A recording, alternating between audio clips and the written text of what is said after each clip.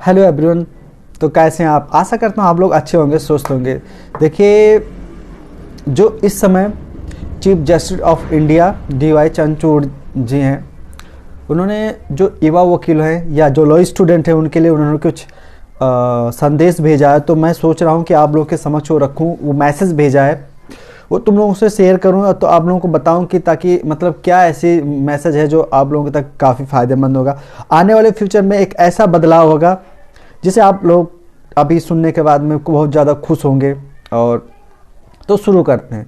देखिए, सबसे पहले उन्होंने कहा कि देखिए, जैसे जो भी जैसे क्या कहते हैं, अभी ख़ास तौर पर लीगल फील्ड में एज एडवोकेट प्रैक्टिस या लॉ ऑफिसर प्रैक्टिस में जहाँ पे इंग्लिश का बहुत ज़्यादा योगदान है।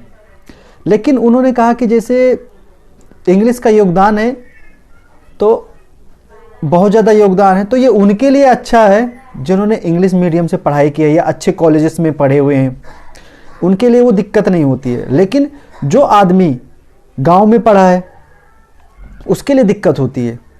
उसको इंग्लिश ना के बराबर है, कितनी अच्छी बातें उसमें लिखी हो तो वो इंग्लिश है, लेकिन इसलिए उसके मतलब किसी काम का नहीं है।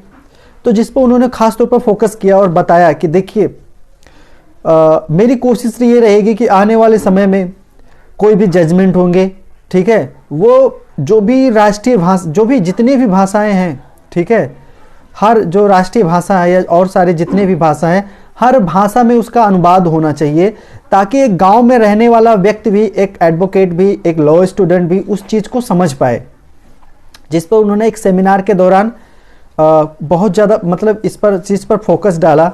दूसरी बात उन्होंने कहा कि लाइव स्ट्रीमिंग होना चाहिए। जैसे जो कोर्ट की सुनवाई होती है जिसमें बहस होता है या वहाँ पे जो क्रॉस होता है, तो इनको ना अगर अब लाइव स्ट्रीमिंग होगा, लाइव दिखाया जाएगा, कोर्ट दिखाया जाएगा, तो एटलीस्ट जो जैसे सुप्रीम कोर्ट ले लीजिए, तो हर आदमी सुप्रीम कोर्ट में नहीं पहुंच सकता है, देश बहुत बड़ा है। तो एटलीस्ट लाइव स्ट्रीमिंग होगा तो उसके जरिए वो अपने मोबाइल में अपने घर से देख सकता है कि हाँ कोर्ट में ऐसे, मतलब वो सारी चीज़, मतलब कहने का मतलब ये जो युवा वकील होंगे, एडवोकेट होंगे, जो लॉ स्टूडेंट होंगे, उनके सीखने की बहुत सारी चीज़ें मिलेंगी, नई चीज़ सीखने को मिलेगी। कुछ लोग प्रैक्टिस करते हैं, पूरी साल बीत जाती है, पूरी साल क्या पूरा क्या कहते हैं लाइफ बीत जाती है, वो सुप्रीम कोर्ट नहीं आते हैं। तो अब उनको इस चीज़ से अवगत कराने के लिए सबसे बेहतरीन तरीका है लाइव स्ट्रीमिंग।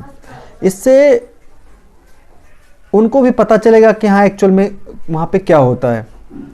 और दूसरी बात देखिए, भाषा जो होता है वो इच्छाओं को अभिव्यक्त करने की ना एक माध्यम है।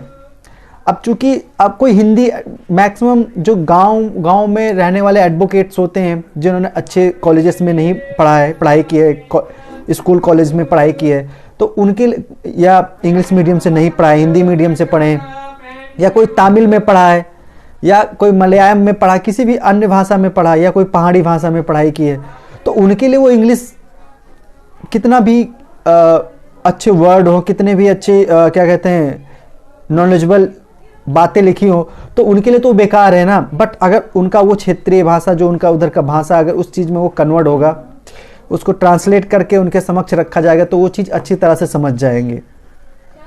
तो इस चीज़ पर ज़्यादा उन्होंने सेमिनार के दौरान बल दिया और इस चीज़ में सुधार करने की बात कही गई। दूसरी बात उन्होंने ये कही कि देखिए, जो इनरोलमेंट, जो स्टेट बार काउंसिल में इनरोलमेंट की जो फीस होती है उसको लेकर उन्होंने बात बोली। क्योंकि जो उड़ीसा, जैसे मैं कुछ लिस्ट मेरे पास है फीस की, जैसे जो उड़ीसा है वहाँ पे 42,100 रुपये, मतलब 42,000 रुपये लगते हैं इनरोलमेंट करवाने के लिए, वही स्टेट बार काउंसिल में। गुजरात में 25,000 लगते हैं, उत्तराखंड में 23,000 लगते हैं, और केरल में 23,000 रुपया लगता है फीस।